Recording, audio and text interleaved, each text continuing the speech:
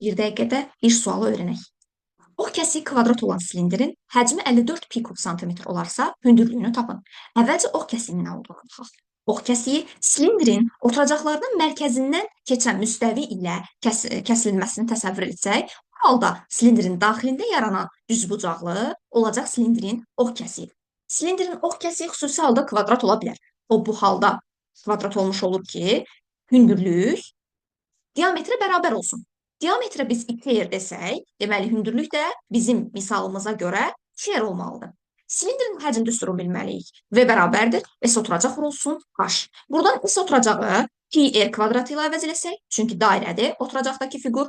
Hündürlüyü isə 2R ilə əvəz etsək, tənliyimizdən alırıq ki, 2R kubu hər tərəfə piyə bölsək bərabərdir 54-ə.